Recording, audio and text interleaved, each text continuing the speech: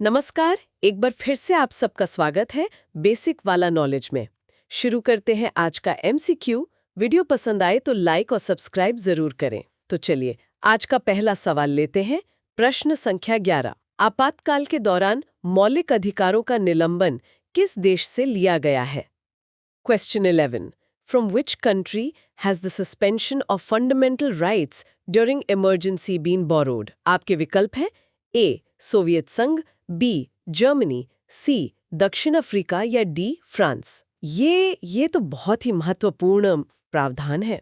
जी बिल्कुल, और इस प्रश्न का सही उत्तर है विकल्प बी, जर्मनी। मतलब जर्मनी का वाइमर संविधान। जर्मनी? हम्म, अच्छा, तो इसके पीछे क्या सोच थी? मतलब हमारे संविधान निर्माताओं ने इसे क्यों चुना? देखिए, हमारे संविधान निर्माताओं ने दुनिया के कई संविधानों का बहुत गहराई से अध्ययन किया था। हम्म और जब बात आई आपातकालीन प्रावधानों की, तो उनका ध्यान गया जर्मनी के वाइमर संविधान पर। हम्म वहां से ये विचार लिया गया कि जब देश पर कोई बड़ा संकट आए, मतलब राष्ट्रीय आपातकाल लगे, तो देश की सुरक्षा और संप्रभुता के लिए कुछ मौलिक अधिकारों को निलंबित किया जा सकता है। लेकिन क्या सारे अधिकार निलंबित हो जाते? नहीं, यहीं पर भारतीय संविधान की खासियत है। ये ध्यान रखना बहुत जरूरी है कि अनुच्छेद 20 और 21 जो जीवन और व्यक्तिगत स्वतंत्रता के अधिकार से जुड़े हैं, वो किसी भी हालत में, मतलब राष्ट्रीय आपातकाल के दौरान भी निलंबित नहीं किए जा सकते। अच्छा, ये एक तरह का सेफ्टी वॉल्व है। बिल्कुल, ये शक्ति तो दी गई, लेकिन उस पर एक सीमा भी लगा दी गई। समझ गई। चलिए अब अगले प्रश्न पर चलते हैं। प्रश्न संख्या 12। कानून द्वारा स्थापित प्रक्रिया यानी प्रोसीजर एस्टैब्लिश्ड बाय लॉ किस देश से ली गई है? और ऑप्शंस हैं A America, B Japan, C Britain और डी कनाडा। इसका सही उत्तर है विकल्प बी, जापान। जापान। मैंने सुना है कि एक अमेरिकी सिद्धांत भी है, कानून की उचित प्रक्रिया।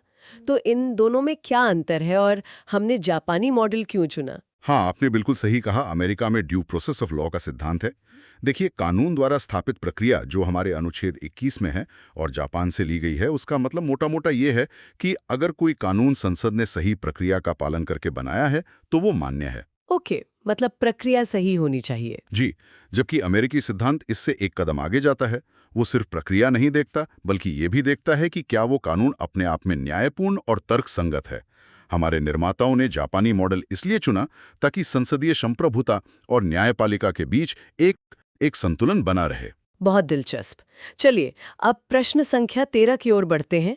भारतीय संविधान में मौलिक कर्तव्य यानी फंडामेंटल ड्यूटीज किस देश से लिए गए हैं? आपके विकल्प हैं ए अमेरिका, बी सोवियत संघ यूएसएसआर, सी आयरलैंड या डी ऑस्ट्रेलिया। इसका सही उत्तर है विकल्प बी, सोवियत संघ यानी यूएसएसआर। अच्छा, तो ये मौलिक कर्तव्य तो शायद मूल संविधान में नहीं थे, है ना? जी हाँ, ये बहुत महत्वपूर्ण बात है। मौलिक कर्तव्य हमारे मूल संविधान का हिस्सा नहीं थे। इन्हें 1976 में 42वें संविधान संशोधन के द्वारा जोड़ा गया था। और इसकी सिफारिश किसी समिति ने की थी? हाँ, स्वर्ण सिंह समिति की सिफारिशों पर इन्हें जोड़ा गया था, और इसकी प्रेरणा, जैसा कि सवाल में है, तत्कालीन सोवियत संघ के संविधान से ली गई थी। संविधान के भाग 4A में अनुच्छेद 51A के तहत इनका जिक्र है। तो अभी कुल कितने मौलिक कर्तव्य हैं? शुरुआत में 10 थे, लेकिन 2002 में 86वें संशोधन से एक और कर्तव्य जोड़ा गया, शिक्षा से जुड़ा हुआ।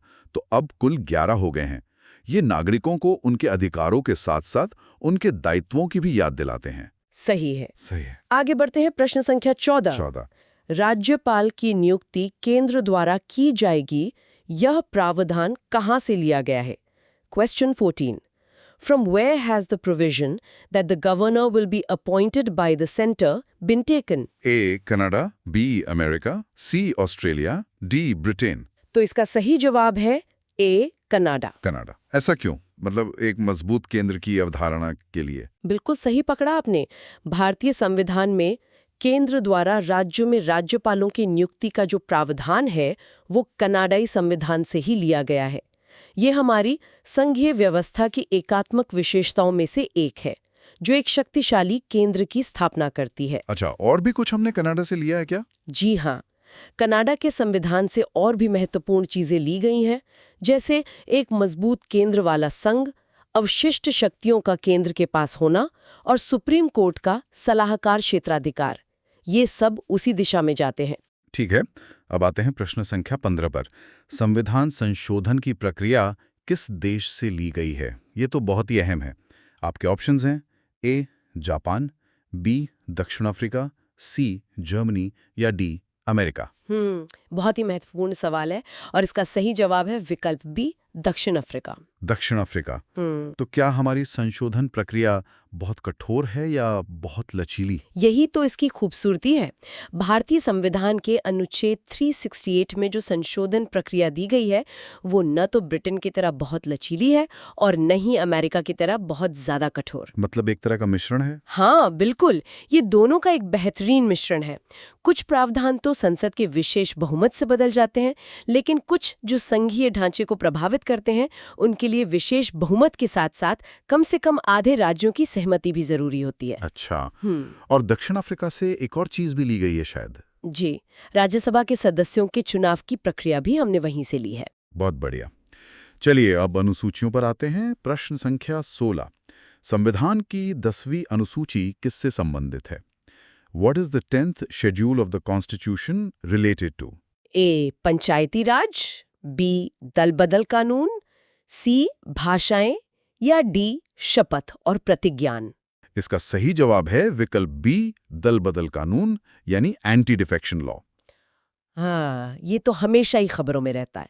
इसे कब और क्यों जोड़ा गया था? इसे 1985 में 52वें संविधान संशोधन के जरिए जोड़ा गया था। उस समय आयाराम गयाराम वाली राजनीति बहुत चल रही थी, जिससे सरकारें अस्थिर हो जाती थीं।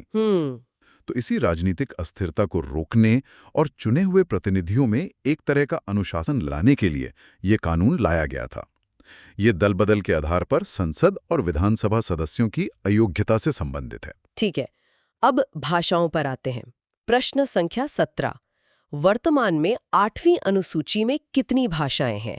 How many languages are currently there in the 8th schedule? A 14, B 18, C 22 या डी 24? इसका सही उत्तर है विकल्प सी 22। 22। और जब संविधान बना था तब कितनी थी? बहुत अच्छा सवाल है। जब संविधान लागू हुआ था तो मूल रूप से इसमें 14 भाषाएं थीं। समय के साथ इसमें और भाषाएं जोड़ी गईं। अच्छा, कौन कौन सी? सबसे पहले 1967 में सिंधी को जोड़ा गया, फिर 1992 में कोंकणी, मणिपुरी और नेपाली को, और आखिर में 2003 में 92 में संशोधन से बोडो, डोगरी, मैथिली और संथाली को शामिल किया गया। तो 14 से बढ़कर ये 22 हो गई। समझ गई। अब आते हैं जमीनी लोकतंत्र पर। प्रश्न संख्या 18। 11वीं अनुसूची में पंचायतों के लिए कितने विषय शामिल हैं? ए 18, बी 29, सी 25 और डी 12। इसका सही जवाब है विकल्प बी, 29 विषय। 29 विषय। और ये अनुसूची किस संशोधन से जोड़ी गई थी? इसे 1992 के 73वें संविधान संशोधन अधिनियम से जोड़ा गया था। इसी संशोधन ने पंचायती राज संस्थाओं को संवैधानिक दर्जा दिया था, जो एक बहुत बड़ा कदम था। मतलब सरकार का तीसरा स्तर। बिल्कुल।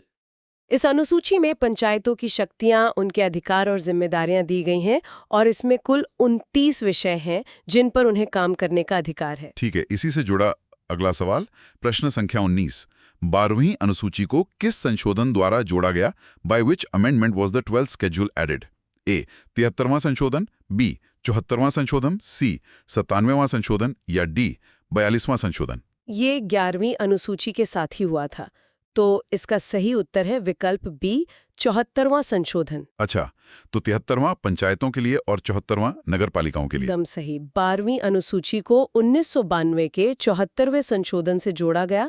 ये शहरी स्थानीय सरकारों यानी नगर पालिकाओं की शक्तियों और अधिकारों से संबंधित है और इसमें कुल 18 विषय शामिल हैं। ठीक है, तो इन दोनों संशोधनों ने मिलकर त्रिस्तरीय सरकार की संरचना को पूरा किया। जी। चलिए आज के आखिरी सवाल पर आते हैं। प्रश्न संख्या 20। राज्यसभा में सीटों का आवंटन किस अनुसूची में दिया गया है? In which schedule is the allocation of seats in the Rajya Sabha given? A दूसरी अनुसूची, बी तीसरी अनुसूची, सी चौथी अनुसूची, डी 5वीं अनुसूची। इसका सही उत्तर है विकल्प सी चौथी अनुसूची। चौथी अनुसूची। तो ये कैसे तय होता है कि किस राज्य को कितनी सीटें मिलेंगी? देखिए, संविधान की जो चौथी अनुसूची है वो राज्यों और केंद्र शासित प्रदेशों को राज्यसभा में सीटों के आवंटन से संबंधित है, और ये आवंटन जनसंख्या के आधार पर होता है। अच्छा, क्षेत्रफल के आधार पर नहीं? नहीं, जनसंख्या के आधार पर। यही कारण है कि उत्तर प्रदेश जैसे बड़े राज्य की सीटें ज्यादा हैं और गोवा जैसे छोटे राज्य की सीटें कम।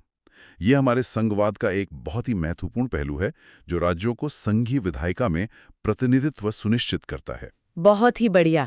आज हमने संविधान के स्रोतों और अनुसूचियों पर काफी विस्तार से चर्चा की। जी, और ये सभी सवाल परीक्षा के दृष्टिकोण से बहुत महत्वपूर्ण हैं। आज का ये वीडियो कैसा लगा कमेंट करके जरूर बताइए, और अगर कोई सुझाव हो तो वो भी अवश्य बताएं। नमस्कार।